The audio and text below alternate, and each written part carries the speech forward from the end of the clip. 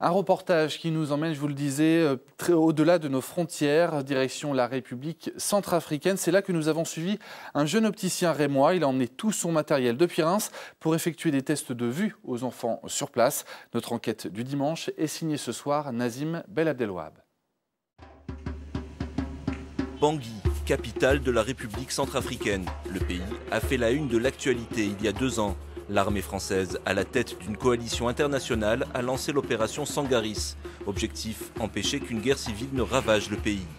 Malgré cette intervention, dans la ville, la tension reste palpable. Aujourd'hui encore, les communautés qui se sont affrontées sont retranchées chacune dans leur quartier, prêtes à reprendre les combats à la moindre alerte. Malgré cette situation, pas de quoi changer de plan. Pour Jérôme David, ce qui amène cet opticien rémois en Centrafrique, c'est une mission humanitaire, faire des tests de vue aux orphelins et aux enfants dans le besoin. C'est la 3e fois qu'il revient dans le pays, la première depuis la guerre civile. Hâte de commencer, hâte de tout préparer et surtout être à la hauteur de la demande. C'est surtout ça qui est important. Et ça tombe bien car les enfants de l'école du Sacré-Cœur de Jésus sont déjà en place. Chacun de vous passerait ici, va s'asseoir là, mettre le menton ici, d'accord, et fixer là-dedans. Mais très vite, tout le monde va déchanter. La machine qui doit permettre de faire les tests de vue n'a pas supporté le voyage. Pourquoi une erreur? Putain, pas possible. Puis vient le coup fatal, une coupure d'électricité. La machine est hors service. Il va falloir revenir à l'ancienne méthode. Seuls sont gardés les enfants chez qui des problèmes de vue sont déjà décelés. On est obligé de refaire les corrections comme dans le temps. C'est pas fiable. Ça prend énormément de temps, les enfants s'agitent. Donc ouais, je suis un peu tracassé. Il faut s'adapter en fait. C'est ça, on va dire, la joie de l'Afrique, c'est qu'on prévoit et tout ce qu'on a prévu, ça se passe jamais comme ça devait se passer, quoi. En attendant le retour de l'électricité, Jérôme profite de son temps libre pour assister à une matinée d'opération à l'hôpital général de Bangui avec Cornelia, l'ophtalmologue qui le reçoit. Professeur à l'école d'optique de Bethany, c'est aussi l'opportunité pour lui de remplir son sac à souvenirs. L'appareil photo, ça me sert aussi d'avoir des images. Ces images-là, s'ils vont me permettre après de les revisionner en cours avec mes étudiants pour expliquer les opérations qu'on fait ici et en comparaison avec les opérations qu'on va faire à Reims. Et la différence saute aux yeux. Ici, la salle d'opération est sommaire. Les médecins sont confrontés à un manque de moyens.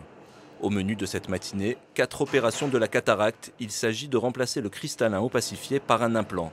Le docteur Cornelia est l'un des 4 ophtalmologues de Centrafrique, une spécialité qui n'a pas vraiment la cote auprès des étudiants ici.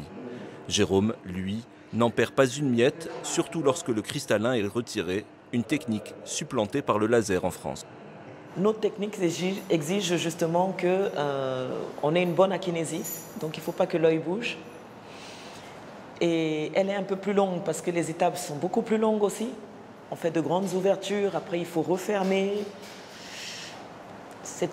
Ça nous fait une bonne trentaine de minutes par patient, alors qu'avec les nouvelles technologies, on fait beaucoup moins. Retour à l'école, seulement 2 matinées de tests. Pour des raisons de sécurité, il n'était pas possible de venir tous les jours. Cette fois-ci, machine réparée, électricité au rendez-vous et les tests de vue s'enchaînent. En tout, 68 élèves dépistés. Et 22 paires de lunettes devront être fabriquées en France puis envoyées à Bangui. Pour patienter, les enfants ont même droit à un petit cadeau. Aujourd'hui, ça s'est bien goupillé. J'avais prévu plus d'enfants. Mais bon, après, il faut se rendre à l'évidence. Ça prend du temps, il faut quand même qu'on fasse du travail précis. Donc, mais je suis content là. Une chose est sûre, il y a un besoin. On se rend compte qu'il y a des enfants, effectivement, très jeunes, qui ont des problèmes de vue, qui ne sont pas vite décelés. C'est souvent à l'origine d'échecs scolaires. C'est dimanche, Jérôme, catholique pratiquant, se rend à la cathédrale de Bangui pour la messe.